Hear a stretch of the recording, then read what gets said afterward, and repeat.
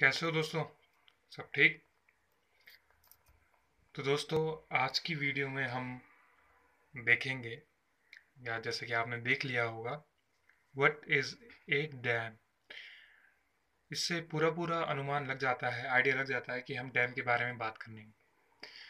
दोस्तों, हम सिर्फ इसमें डैम के बारे में तो बात करेंगे ही, लेकिन उसकी एडवांटेजेस और डिसएडवांटेजेस भी करेंगे। तीन चीज़ें हम इस वीडियो में करने वाले हैं। एक तो डैम की डेफिनेशन, उसका सुंदर सा डायग्राम जो मैंने हर बार की तरह बड़ी ही मेहनत से बनाया है।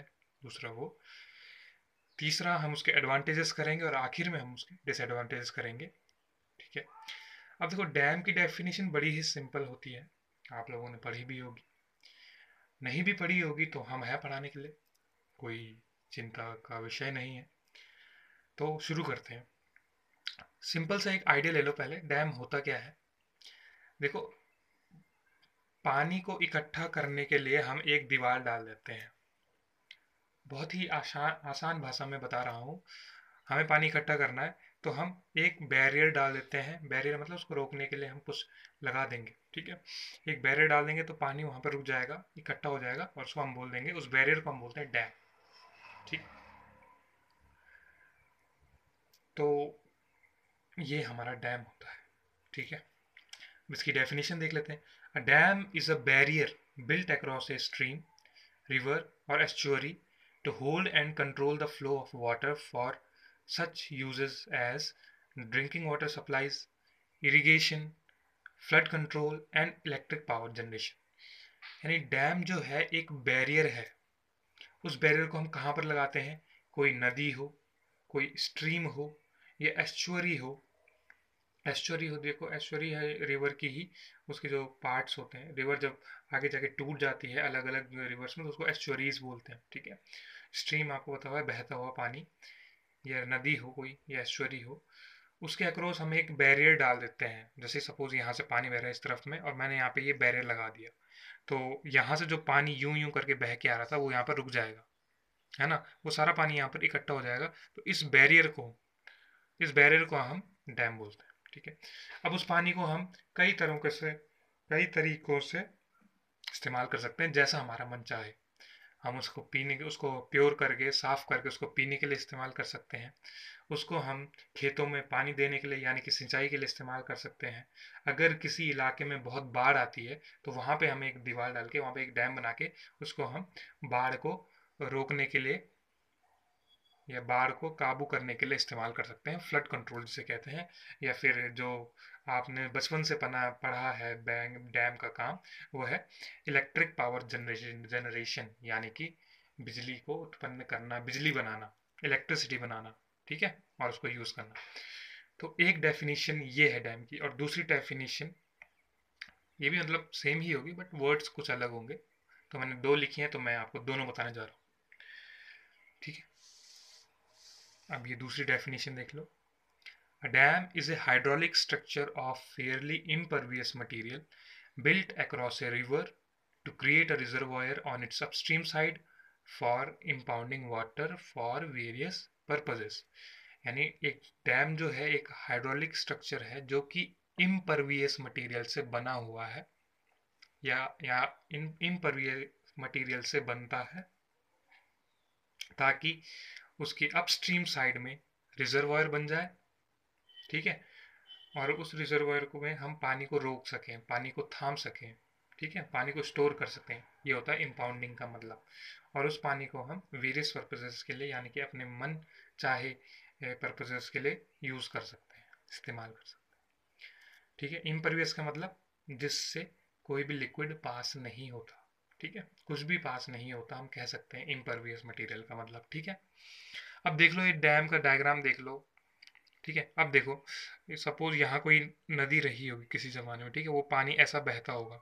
ठीक है। ये नदी है वो, यहाँ से पानी ऐसा बहता होगा। ठीक है। तो उस पानी को रोकने के लिए हमने यहाँ पे ये डैम बना दिया।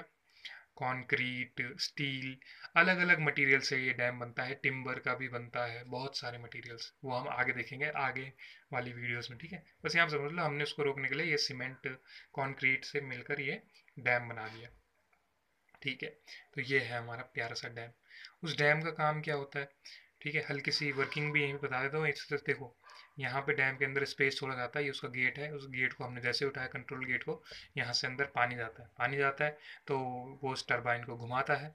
टरबाइन जो है हमारे ट्रांसफार्मर या जनरेटर से कनेक्टेड रहती है। जैसे ही ये इसको घुमाता है, इसमें बिजली बन जाती है और बिजली से हम डायरेक्ट पावर लाइन्स में भेज देते हैं। ठीक है, और यहाँ से इसका ये आउटलेट है। और जो ये रीजन है, जब डैम के अंदर से पानी बाहर बह के आ गया तो इसको बोलते हैं डाउनस्ट्रीम, ये नीचे की तरफ होता है। और जहाँ पानी रुका हुआ होता है उसको कहते हैं रिजर्वायर या अपस्ट्रीम साइड। ठीक है, ये है अपस्ट्रीम साइड और यहाँ है डाउनस्ट्रीम साइड। ठीक, जनरेटर है, जनरेटर से बिजली बनी, फिर वो ट्रांसफार्मर में इकट्ठी हुई और इकट्ठी से यहाँ से वो पावर लाइन्स में बांट दी जाती है, अलग अलग जगहों को भेज दी जाती है। इसका एक मशहूर उदाहरण मैं आपको देने वाला हूँ। टिहरी डैम का नाम तो आपने बिल्कुल सुना ही होगा। भाखड़ा नंगल डैम है। ठीक है, ऐसे ही भारत में कई बड़े बड़े डैम हैं, विदेशों में भी हैं। Butter stock dam, sorry little rock ऐसे कुछ करके है, मेरे को अभी ध्यान नहीं आ रहा है, बट आगे आ जाएगा। ठीक है, लिटिल रॉक डैम है शायद उसका नाम। अब इतना कंफर्म नहीं हो बाहर है या इंडिया में है। ठीक है, वो बटर स्टॉक गलती से निकल गई, वो बटरस होती है, डैम के टाइप्स होते हैं, वो हम अगली वीडियोस में देखेंगे, आगे आने वाली वीडियोस में। ठीक है, तो ये रिजर्वायर यहाँ से इनटेक पानी को अंदर लेने के लिए है, यहाँ से कंट्रोल गेट है। ये जो ये रास्ता है इसको पेनस्टोक बोलते हैं। ये टरबाइन ट्रांसफार्मर और ये पूरा का पूरा पावर हाउस, जहाँ से पानी बाहर निकलता है, आउटफ्लो। ठीक है दोस्तों, अब आगे बढ़ते हैं। बेनिफिट्स क्या है डैम्स के, ये एडवांटेजेस, हमको क्या फ़ायदा, क्या लाभ होता है डैम से। हाइड्रो इलेक्ट्रिक प्रोडक्शन, बिजली मिलती है। डोमेस्टिक वाटर सप्लाई, ठीक है, पानी के सप्लाई काम करने के, पानी की सप्लाई करने के काम आता है। फ्लड कंट्रोल, बाढ़ को काबू करने के। रिक्रिएशनल अपॉर्चुनिटीज़, यानी कि देखो जब डैम का रिजर्वायर बन जाता है तो वहाँ पे आप बोटिंग कर सकते हैं। ठीक है, वहाँ पे आप कई सारे वाटर स्पोर्ट्स कर सकते हैं, तो मनोरंजन के काम आता है डैम, हम कह सकते हैं रिक्रिएशनल अपॉर्चुनिटीज़। नेविगेशन, नेविगेशन यानी कि नाव चलाने के काम। ठीक है, नाव का रास्ता बन जाता है डैम से। एरेशन ऑफ वाटर, ठीक है, वायु में मिलाना लिखा हुआ है यहाँ पे, यानी कि जैसे एयर है उसको हाइड्रेट करने के काम भी आता है डैम। ठीक है, अगर मॉइस्चर मॉइस्चर उठता है डैम के ऊपर, जो भी एयर हो वहाँ पे पानी तो पानी नॉर्मली आ ही जाएगा, अपने आप ही आ जाएगा। इरिगेशन एंड इंडस्ट्रियल सप्लाई, सिंचाई करने के काम। और इंडस्ट्री, जो कि हमारी इंडस्ट्रीज होती हैं उनको भी पानी चाहिए होता है, वो डैम भेज सकता है, उस काम में हम डैम को ला सकते हैं। अब एनिमल्स के लिए क्या क्या बेनिफिट्स हैं, दो बेनिफिट्स लिखे हैं। Large number of fish and birds in the reservoir, ठीक है, रिजर्वायर में काफ़ी सारी फिशेस और बर्ड्स हमारी रह सकती हैं, उनको घर मिल जाता है। ग्रेटर हैबिटेट डाइवर्सिटी, ठीक है, अब भिन्नता, रहने के लिए उनको डाइवर्सिटी मिल जाती है, भिन्नता मिल जाती है, अलग तरह का, यानी कि अलग अलग जीव जंतुओं के लिए, अलग अलग एनिमल्स के लिए अलग अलग तरीके जगह मिल जाती है उनको रहने के लिए। ठीक है, हैबिटेट यानी कि जहाँ वो रहते हैं, और उसी एक ही रिजर्वायर में विभिन्न तरह के जानवर रहते हैं, अलग अलग तरह के जानवर रहते हैं। तो इस लाइन का मतलब ये है, जानवर से मेरा मतलब मरीन एनिमल्स जो पानी में रहते हैं। ठीक है, what are the disadvantages of dams, dam की डिसएडवांटेजेस देखते हैं। अब सिक्के की तरह, जैसे सिक्के के दो पहलू हैं, डैम्स के भी हैं भाई, फायदे भी हैं नुकसान भी हैं। ठीक है, अब नुकसान देखते हैं, फायदा तो हमने देख लिया। Alterations in temperature and flow in the river down stream from the dam, यानी कि जो डाउन स्ट्रीम जो पानी जा रहा है और अपस्ट्रीम जो पानी, उनके टेम्परेचर में फ़र्क आ जाता है और उसके फ्लो में भी फ़र्क आ जाता है। ठीक है,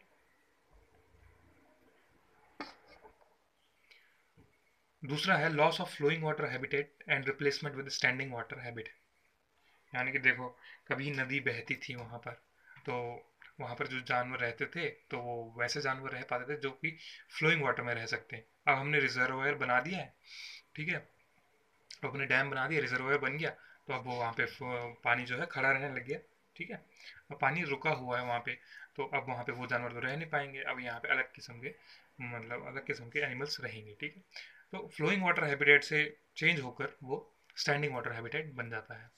इंटरप्शन ऑफ, अब देखो पहले interruption of animal movements along the course of the river. ठीक है, अब जो जानवर, देखो पहले नदी थी, छोटी सी नदी थी, तो जानवर उसको इजीली क्रॉस कर लेते थे। अब जो है वो इतना बड़ा रिजर्वायर बन गया है, तो जानवर कैसे क्रॉस कर पाएंगे, कैसे पार कर पाएंगे? तो उनके मूवमेंट में इंटरप्ट कर दिया, यानी कि उनके मूवमेंट में हमने खलल कर दिया, ठीक है, खलल डाल दिया। अगला है possible alteration of the fish community in the region of the river now inundated at upstream from the reservoir. अब इसका क्या मतलब है? देखो, कुछ जगहें ऐसी होती हैं, ठीक है, जहाँ पे सैलाब बन जाता है पानी इकट्ठा होने के कारण। अब सैलाब बन जाता है तो वहाँ पे जो फिशेस रह पाती थी पहले, अब नहीं रह पाती हैं, तो उनके हैबिटेट में चेंज आ रहा है, इसलिए फिश कम्युनिटी में अल्टरेशन हो जाते हैं। यानी कि जो फिश जो हैं, अब क्या करते हैं, हम जहाँ भी जाते हैं उसको अडेप्ट कर लेते हैं, तो उनकी फिशेस की कम्युनिटी, फिश की कम्युनिटी जो है उनमें भी बदलाव आने लग जाते, तो अल्ट्रेशन हो जाती है फिशेस में, क्योंकि पहले उनका हैबिटेट ऐसा नहीं था जैसा अब अपस्ट्रीम, यानी कि जो अब हमारे रिजर्वर बनने के बाद जैसे उनका हैबिटेट हो चुका है, हो गया है, तो उनमें बदलाव आने लग जाते हैं, ठीक है। Interruption of genetic exchange among population inhabiting the river course.